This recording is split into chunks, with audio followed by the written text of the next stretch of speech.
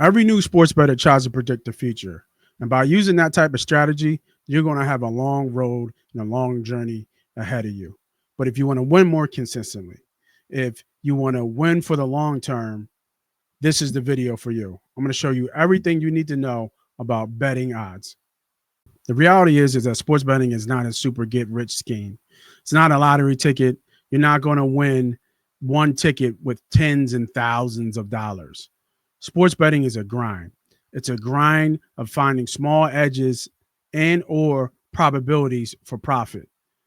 The easiest way to explain a true probability equation is a simple 50-50 coin flip. Now it's said that tails never fails. However, there are only two outcomes, heads or tails.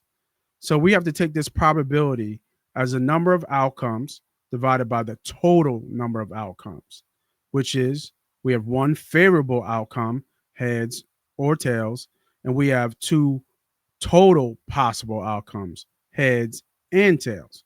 Therefore, one divided by two, 50% probability. We can keep doing this over and over and over again. But the point of this equation is there is no real edge. It's a true 50-50 probability.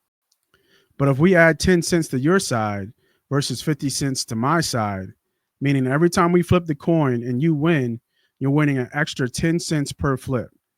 You have now created an edge in the game for every time that you win. And this is why sports betting is more about price and not picking winners.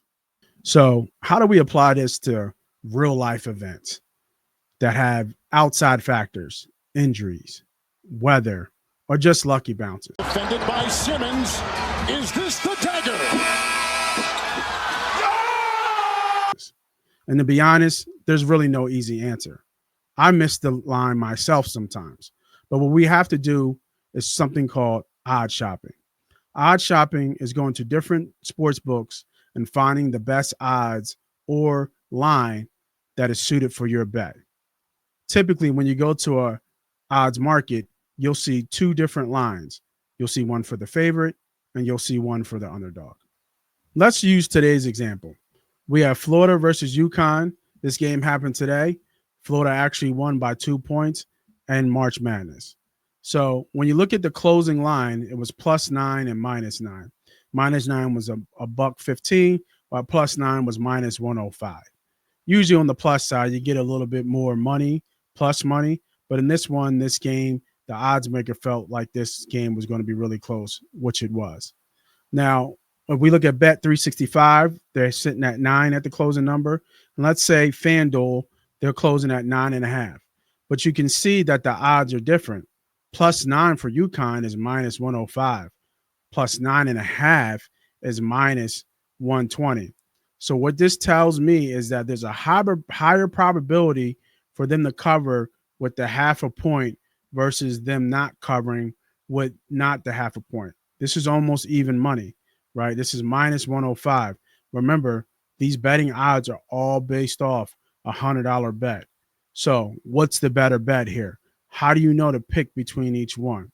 So from a betting perspective, if this is 51% and this is 54%, this number is actually a little bit more protective, even though you have to pay a little bit more, right? Because the half a point, you're paying for that half a point per the odds, which gives you a higher probability. Now, 3% might not sound about much, but in the gambling world, in the betting market, it's a huge edge. If you have 3% better on your bets every time you bet, that means you're making 3 cents on the dollar every time you bet.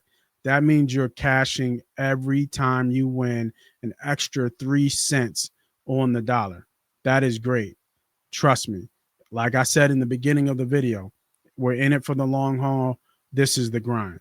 Now, from the Florida side, if you were favoring Florida side, -9.5 at -115, and then -9.5 at -102.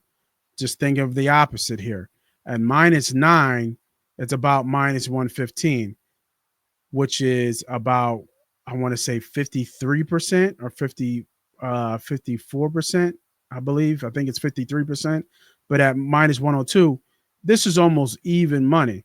Again, You're paying for the better number because you're the favorite. And when you're the favorite, the number typically is going to be higher than the underdog. So, how do we choose this one? Well, for this one, I think that the better number, because it's basketball, is actually the minus 102.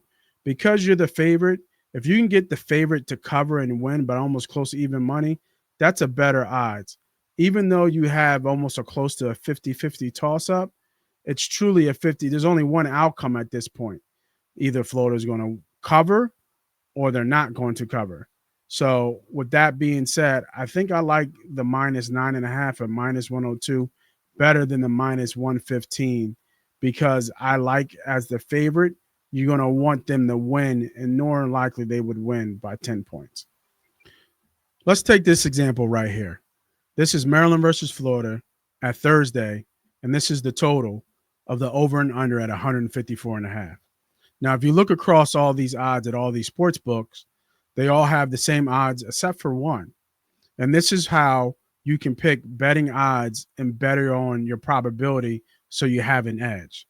Say you have a DraftKings account and you have a Bally's account or you have a Bet Rivers account and you're looking at the number to bet.